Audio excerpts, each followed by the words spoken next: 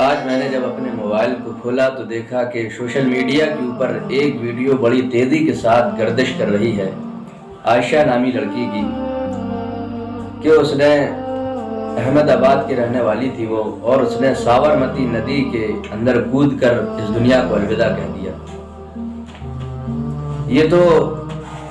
جس نے بھی اس ویڈیو کو دیکھا اور جن لوگوں نے بھی اس ویڈیو کو دیکھا ان کے کلیجے منہ کو آ گئے، اور جنہوں نے بھی اس آڈیو کو سنا ان کی آنکھیں نم ہو گئیں اور ان کے دل کانپ اٹھے اس ویڈیو کو دیکھ کر اور اس آڈیو کو سن کر۔ لیکن ایک اعتبار سے یہ ایک عائشہ تھی جو پوری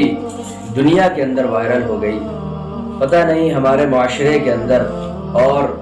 ہمارے محلے کے اندر، ہماری بستی کے اندر، ہمارے ملک کے اندر یعنی کتنی عائشائیں ایسی ہوگی جو اپنے گھروں کے اندر گھٹ گھٹ کر زندگیوں کو گزار رہی ہیں۔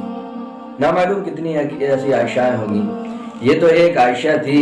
جو پوری دنیا کے اوپر اور پوری دنیا کے اندر وائرل ہو گئی کہ اس نے اپنے آپ کو ہلاک کر دیا، اپنے آپ کو ہلاک کر دیا۔ لیکن اگر ایک اعتبار سے کہا جائے اور ایک اعتبار سے دیکھا جائے کہ کسی مشکل اور پریشانی کا حل سوسائڈ نہیں ہے، اپنے جان کو جوکھم میں ڈالنا نہیں ہے، اپنے آپ سے اپنی خودکشی کرنا نہیں ہے۔ اس کے بارے میں بہت سی وعیدیں آئی ہوئی ہیں حدیث پاک کے اندر اور قرآن کے اندر، اور آپ صلی اللہ علیہ وسلم نے بھی کہ آپ کے زمانے میں جب ایک آدمی نے خودکشی کی تھی، سوسائڈ کیا تھا، تو تمام صحابہ اکرام رضوان اللہ علیہم اجمعین نے اس کی نماز جنازہ پڑھی، لیکن آپ صلی اللہ علیہ وسلم نے اس کی نماز جنازہ نہیں پڑھی تھی۔ تو اس سے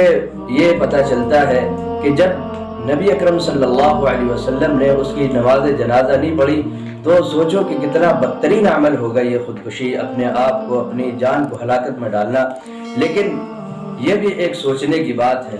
کہ اس کے شوہر جس کا نام عارف تھا، ایک ہی بدچلن اور منحوس قسم کا آدمی تھا کہ اس کے باپ سے جہیز کا مطالبہ کیا۔ جہیز لینا بالکل شریعت کے اعتبار سے بالکل حرام قرار دیا ہے۔ کہیں بھی حدیثوں کے اندر یہ نہیں آیا کہ تم جہیز لو یا جہیز دو۔ ایسے لوگوں کو جو جہیز کا مطالبہ کرتے ہیں بیچ چوراہے پہ لا کر مارا جائے۔ ایسے لوگوں کو جو جہیز کا مطالبہ کرتے ہیں، جن کے ذریعے سے جانے کتنی بیٹیاں برباد ہو گئیں، جانے کتنی بیٹیوں کی عزت گوا بیٹھی وہ اپنی، اور جانے کتنی بیٹیوں نے اپنی جان کو ہلاکت میں ڈال دیا انہی کمینے اور منحوس لوگوں کی وجہ سے، کہ آج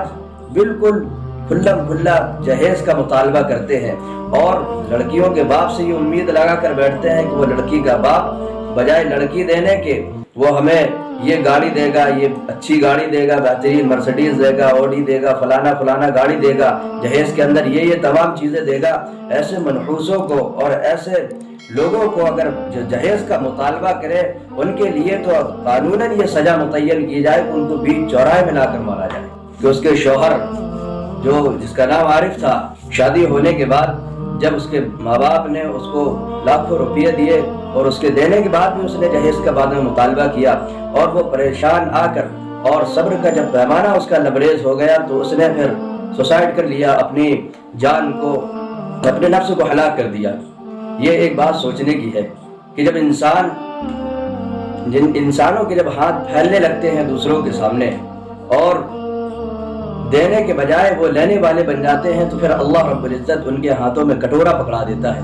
کہ آپ صلی اللہ علیہ وسلم کی ایک حدیث ہے، فَالْيَدُ الْعُلْيَا خَيْرٌ مِنَ الْيَدِ السُّفْلَىٰ، کہ دینے والا ہاتھ لینے والے ہاتھ سے بہتر ہے۔ کہ انسان جب دیتا رہتا ہے تو پھر اللہ رب العزت اس کو بادشاہ بنا دیتا ہے، اور ایک انسان دوسروں کے سامنے ہاتھ پھیلاتا رہتا ہے تو پھر اللہ رب العزت اس کے ہاتھ میں کٹورا پکڑا دیتا ہے۔ آج پتہ نہیں جانے کتنی نوجوان لڑکیاں ہیں جو اپنے گھروں کے اندر زندگیاں گزار رہی ہیں، شادی کی عمریں گزر گئیں لیکن ان کے رشتے کا کوئی انتظام نہیں ہوا۔ یہ انسان کو سوچنا چاہیے، اپنی عقلوں کے اندر اس چیز کا تصور کرنا چاہیے کہ ہمیں اللہ رب العزت نے اتنا مال دیا ہے، ہمیں اللہ نے اتنا پیسہ دیا ہے، لیکن ہم پیسے کو بجائے خیر کے کاموں میں خرچ کرنے کے دوسرے کاموں میں جس میں اللہ ناراض ہوتا ہے ان کاموں میں خرچ کرتے ہیں۔ یہ سوچنے کی بات ہے کہ اللہ نے ہمیں دولت سے نوازا ہے، اس کا مطلب یہ نہیں ہے کہ اللہ کے حکم کی مخالفت کریں، حضور اکرم صلی اللہ علیہ وسلم کے طریقے کی مخالفت کریں۔ ایک غریب بیٹی جب اس کی گلیوں کے سامنے سے اور ان کے محلے کے سامنے سے جب امیر آدمیوں کی سجی سجائی گاڑیاں نکلتی ہیں اور ہاروں سے اور پھولوں سے لدی ہوئی جب گاڑیاں نکلتی ہیں، اور جب وہ کنواری لڑکی ان گاڑیوں کو دیکھتی ہے، دیکھنے کے بعد وہ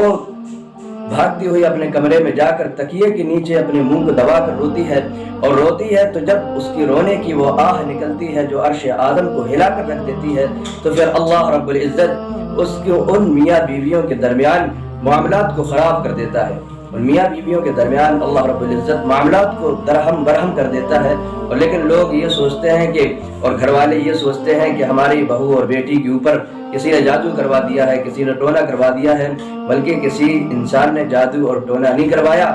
لیکن اس وجہ سے کہ ان تمہاری سجی سجائی جب گاڑی اس کنواری لڑکی کے گھر سے نکلی تھی اور اس کی آہ جب لگی، تو پھر اللہ رب العزت نے ان دونوں میاں بیویوں کے درمیان اللہ نے خلا پیدا کر دی، ان کے معاملات کو خراب کر دیا۔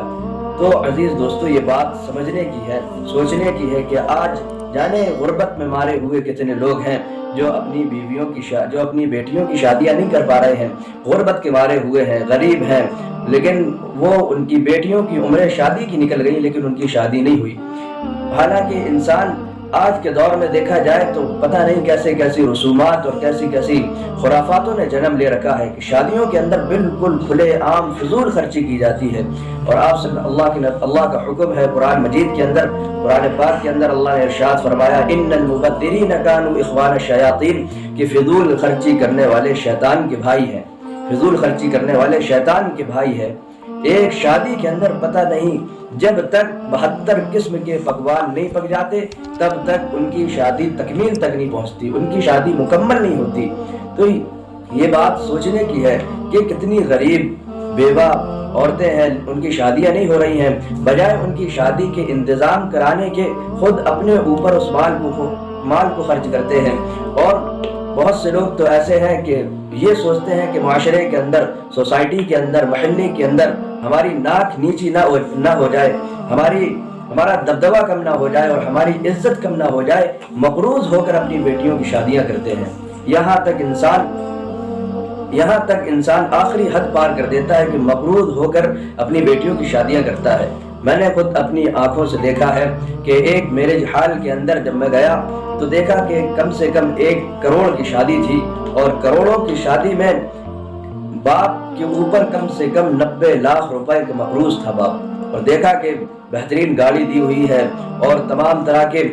جہیز کے جتنا سامان تھا سب دیا ہوا ہے باپ نے۔ اور جب باپ کی طرف نگاہ اٹھی تو دیکھا کہ باپ کرسی پر مایوس بیٹھا ہوا ہے، لوگ میرے حال کے اندر خوشیاں منا رہے ہیں، لوگ لڑکی کو ودا کر رہے ہیں، لیکن باپ کی طرف نگاہ اٹھا کر دیکھا تو باپ مایوس بیٹھا ہوا ہے۔ آج کا دور یہاں تک آ گیا کہ ہماری معاشرے کے اندر، ہمارے محلے کے اندر ہماری ناک نیچی نہ ہو جائے، ہماری عزت کم نہ ہو جائے، اس لیے لوگ مقروض تک ہو جاتے ہیں شادیوں کے معاملات میں۔ میر تقی میر ایک بہت بڑا شاعر گزرا ہے جس کے بارے میں غالب نے کہا تھا کہ ریختہ کہ تمہیں استاد نہیں ہو غالب، ریختہ کہ تمہیں استاد نہیں ہو غالب، اگلے زمانے میں کوئی میر بھی تھا۔ تو میر تقی میر کی ایک لڑکی تھی جس نے اسے دلہن بنا کر اپنے گھر سے رخصت کیا، اور 1 مہینہ بھی ابھی صحیح سے شادی کو نہیں گزرا تھا، اس کی گھر سے ودا ہونے کو نہیں گزرا تھا کہ جب اس کو معلوم ہوا کہ میرا باپ مقروض ہے، میرا باپ قرض کے اندر ڈوبا ہوا ہے، تو وہ اس کو چین سکون نہیں آیا، تو اسی معاملے کی رنجش میں